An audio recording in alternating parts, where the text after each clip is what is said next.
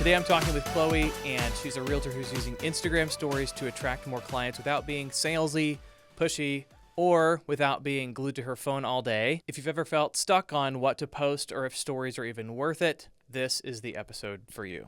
Chloe, welcome to the Scroll to Sold podcast. Love it. This is something brand new that we're doing, and we're talking to real estate professionals to try to figure out how do we leverage social media to get more clients and keep our clients happy at the same time. Absolutely. So I'd love to just hear a little bit about you as we get rolling, and then we'll talk about Instagram stories. So tell me a little bit about yourself. How long have you been in real estate? I have been in the real estate industry for around 12 years now. I've been licensed for nearly 7, but I've been working in there for about 12 years. Yeah, I love it. Yeah, I love it. It's been great. I worked originally in St. Louis, interned for some local teams that are top producers in the area, lived in Chicago, worked in the Gold Coast for one of the top brokerages in Chicago for a few years, missed my Cardinals, came back here, and then started my own real estate team. So that's what I've been doing. So fun. Well, congratulations. You've seen a lot of success in a short amount of time, in my opinion. Thank you. With that success comes the question, where did it come from? And I know that you have leveraged a social media presence, lots of different facets. We're going to talk about stories a lot today, but you've leveraged social media. Tell me, why do you feel that social media is an important place to market yourself as a real estate agent? So buying homes is very personal. I think that it's becoming a lost thing in our society. I would even argue using social media, people are not connecting well with their audience. And one of my big things for my team, my job, career, everything is how can I continue to connect with people as social media progresses and different types of sales progress. I love being in person with people. I love being face to face. I love to sit down like this and talk to people. But the reality is, if I want to continue to be successful and my business develops, I'm not able to get face-to-face in front of every single person like I'd like.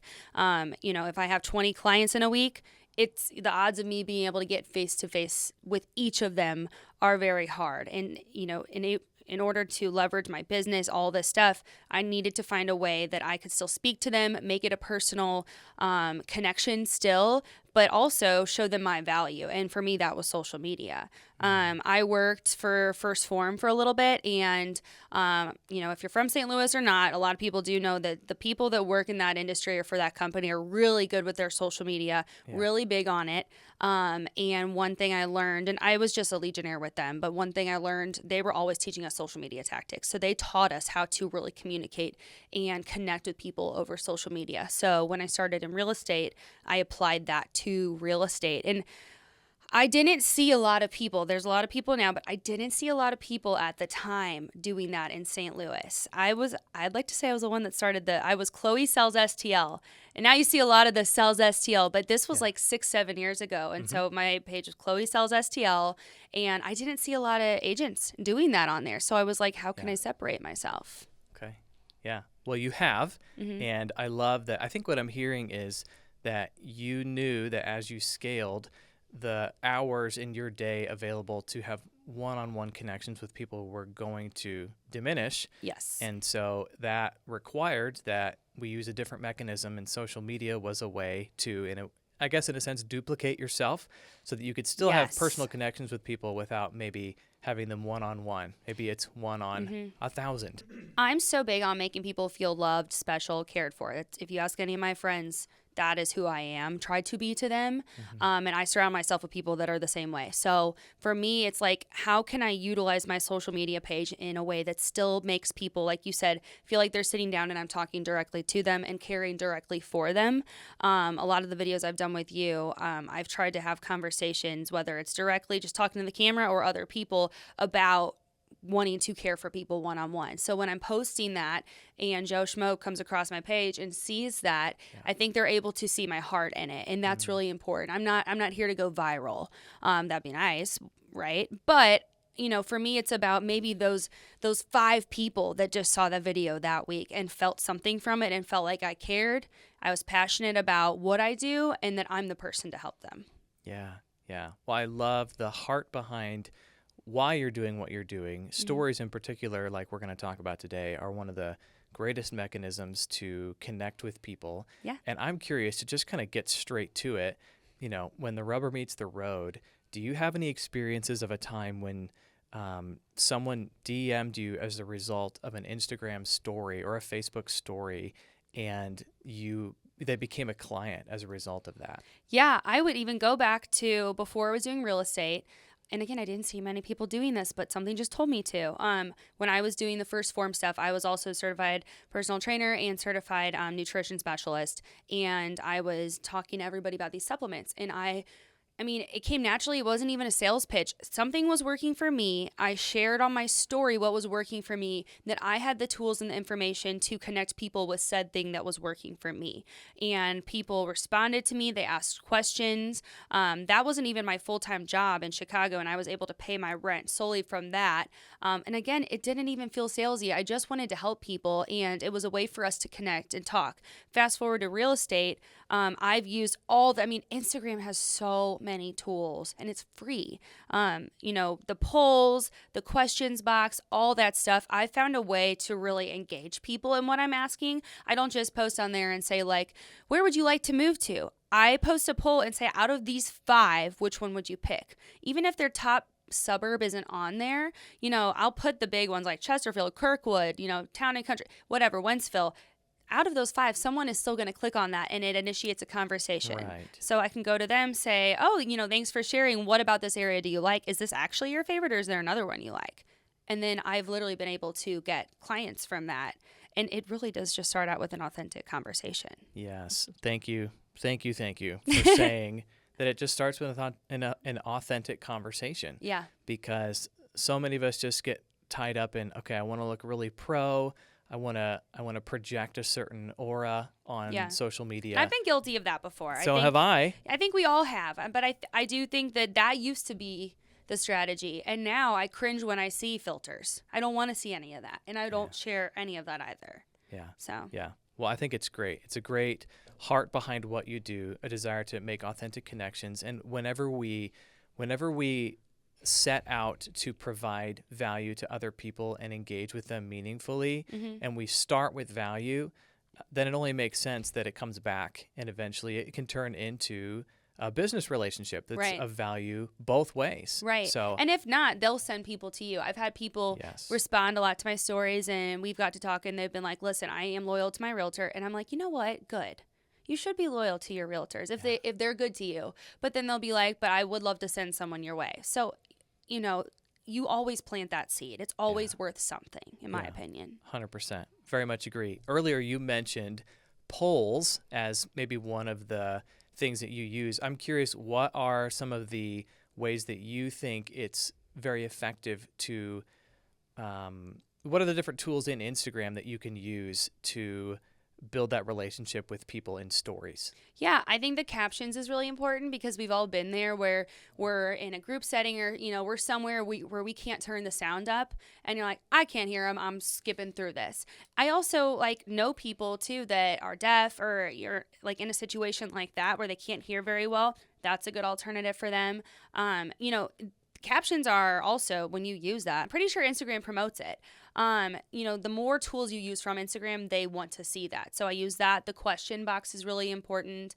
And mixing it up with things in your industry versus personal stuff too. Like, going through postpartum last year, I posted on there randomly one day, about, my insomnia. I've been struggling with stuff like that. And a lot of moms flooded into my responses. Yeah. And so after that, they were kind of keeping their eyes open more for other stuff that I would be posting. And then they ended up responding to my real estate questions too. So it's finding that balance, using all of those features, I love to add music to my stuff. Right. I don't really use the stickers anymore. I don't think those are things people want to see as much, but yeah, the polls for sure. Yeah, I think those are all really, really good tools. Great insight as well on use Instagram stuff. They love it when you use their stuff. So yes. I think that makes a lot of sense. And that's how any business is, right? Yes, absolutely, 100%. So then with those tools in mind, I'm curious, what's a mistake that you see? If that's the right way to do it, then what is a wrong way to do Instagram stories? Have you seen a way that other realtors potentially use stories that isn't as effective? Yeah, I think so. When you post a poll and you make it kind of a close-ended poll. Like, for example, if you're putting a yes or no question on there, I don't think that opens, I don't think that opens it up to much more conversation past that. If you can dive deeper, like if someone says, like, I've seen people, and I do respect and love that they're trying to use it. One way I think they can improve is like, if people are posting like a picture of their listing. Do you like this listing? Yes or no? Okay, people click yes, cool. Maybe you'll message them and say, oh, would you like to see it? Awesome. But if they say no, can you engage with that person really much further after that? Right. I don't think so. So what I would usually do is, do you is this a listing you'd be interested? Yes. Not right now, but I'm interested in looking at other options. Yes, but there's a few things I would change. I make each response very, specific and detailed so that it can kind of give me an insight into what they're thinking, and it warrants continued conversation. So I think if you always, propose these things on your story, always think about what will I do next with this? And then you go from there. I think also, I think you might be very familiar with this, because actually you brought this up to me after we did videos one time. When people make the music too loud on their stories and you can't hear the person talking. I'm so glad you love that rap song. That's awesome. Yeah. One, don't put rap music over you talking on a story, because it's just talking. It's talking and talking. Yes. Yeah. But two, you can't hear what the person is saying. And so I think, what is your goal here? Are you just trying to show everyone you love the song, or are you trying to actually communicate with people? So be clear, make it so people want to engage with you, and don't be theatrical, but just be yourself. You're just driving in the car. You're just talking to people, Yeah. If that person was sitting in the car with you, what would it be like for them? Yeah. And it would be, blasting rap music over your voice is That's a little also difficult. true. It's a little difficult. And when the video ends, I crank the music up. Yeah. Oh, for sure. Oh, yeah. Yeah. I love it. Okay. So then with Instagram stories, I'm curious, is it kind of a spontaneous thing for you? Like, oh, this is what's happening right now, I'm posting it. Do you have, do you come up with stuff in advance? How does that work? Yeah, so this is actually, I don't think there's a wrong answer to this, and maybe you would agree. And I have a business coach who's going to listen to this and be like, Chloe, but I am I'm a creative mind. It pops in my brain, and I'm like, let's talk about it. I have friends in the industry, and there are some phenomenal realtors on social media in St. Louis who have a very strategic plan, and they post on this day and this day and this day, and they organize all of that. For me, it is more of if it comes to mind, I'm going to get on there and talk about it. Today, every time I want to highlight a local business, if I know I'm going to pop in there, like today I went to JB Wellness, I was like, I'm going to let Instagram know that I'm there today, because people love JB Wellness. It's a way to promote my business and theirs. So I'll do that spontaneously.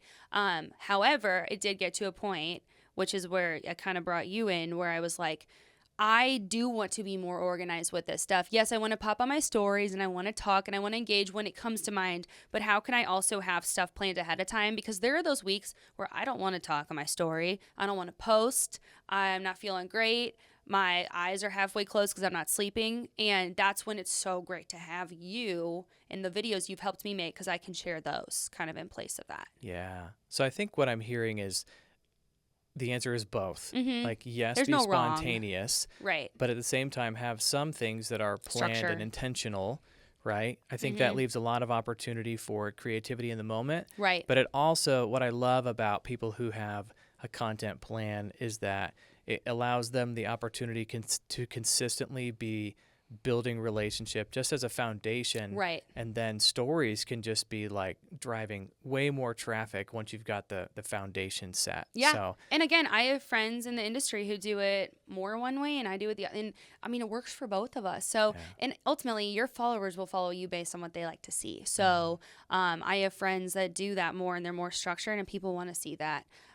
But for me, it is more of a spontaneous thing. yeah. But that's my personality. Sure. You know me. So Yeah, I do. And and with your stories, I'd love to hear just kind of, off the top of your head, what do you think the ratio is of real estate related content in your stories versus personal life? Yeah. So my page used to only be real estate, and I only posted real estate. I would argue back then that was before the influencer thing was really present, and people would actually go to your page just for real estate. Right. I've kind of transformed it, I would even say in just the last year, to more, I'll post some day in the life stuff, which I don't love doing, just being honest. Yeah. But I'll post more of like, what's going on behind the scenes, because as a realtor, I mean, there's a lot of, I'm hitting this house, this house, this house, but then I'm going to pick up my kid and I'm spending time with my child. Right. Then I'm grabbing lunch with my husband. Like, there's a lot more when you're a real estate agent because you make your own schedule. So I have started sharing all of those things, which has been really, really good. And it's helped my engagement go up big time. Yeah. So do you think that realtors have to become influencers? No. But when you're in a town the size of St. Louis, you need to influence that. You need to be somewhat of an influencer. I don't want to sit here and say I'm a real estate influencer, but I want to know how can I influence this town, if that makes sense. And I say that comparing to when I lived in Chicago. If I was trying to do what I'm doing now in Chicago, that place is so freaking big, So, I mean, there's people there that do it great. But I think when you're in a town the size of St. Louis, you have an opportunity to influence. And I'm not going to sit here and say that I am quote unquote influencer, but I want people to, see my posts and feel something or feel like, oh, I want to go check out that business. I feel influenced to go support, a St. Louis company, something like that, if that makes more sense. Yeah, 100%. I think what I'm hearing is that while you may not be channeling full-blown influencer vibes, you are attempting to influence people, especially locally, because St. Louis... I want to point people to this town. Yeah, and it's a great town to point people to. Yes. I feel like you have a lot of love for St. Louis. I do. As do a lot of people who live here. It's a very tight-knit community here. And so I love that you seek to use Instagram stories to make genuine connections with people in the St. Louis area. Yeah. Any off the top of your head, like, hey, these are some thoughts I had coming into the podcast today. What's something that you might leave us with? Just, well, we can take this any direction, but I'd love to hear anything on your mind right now about Instagram stories. Yeah. Anything, really. I think, and I'm not just saying this because you're sitting here, but I will always emphasize, hire someone to help you. If you want to have a work-life balance, hire someone to help you build out your videos, build out your social media. I love doing the social media stuff. People ask me all the time who does it, and I'm like, I do it because it's an art to me. It's fun. But if this stuff is hard for you and it's hard to make videos, it's hard to keep your page going, it's hard to hire somebody to do that. Because for me, having a 1-year-old now, like hiring you and knowing like, oh, this week I didn't really get around to making that many videos, it's been a game changer for me getting time with my child and my husband and my friends. So like, that's something I'll leave everyone with is if you are feeling overwhelmed in any way, that's probably God's sign to hire someone to help you with the little things to make the big thing happen. Yeah, So, I love that. I think it's great advice. And, I know that a lot of real estate agents, because it is somewhat of a saturated market and a lot of real estate agents fail. Oh, yeah. They don't always feel like they can start by outsourcing, but the time will come for those agents who see success that outsourcing does make sense. It buys back hours in your day. And you can hire an intern in college. I mean, we're fortunate to be in Missouri. You have University of Missouri. It's one of the top journalism schools in the whole world, one of the top communication schools. There are interns, they would jump at the bit to be able to work for you for free. And that's what I did. When I was in college at Mizzou, I did marketing for local top producing teams for free. So you can hire people. If you're just starting, hire someone that's eager to get going and help you because they will get something from it and so will you. Yeah. So I think that's great advice. And yeah. getting help, it's such a refreshing thing once you find somebody who can solve some problems for you Yes. at a price that you can afford, and then you get to be top of mind for people in your area because you showed up on social media. So really that's what Scroll to Sold is about. What we're trying to do is show other people in the real estate industry that, yes, people are going to be scrolling, and we want them to actually see what you produce and get them all the way to sold. So I love it. Chloe, thanks for sharing your insights today. Of course. This is episode 1 of Scroll to Sold. Come back for more. All right. We'll see you next time. Thanks for having me. Thanks, Chloe.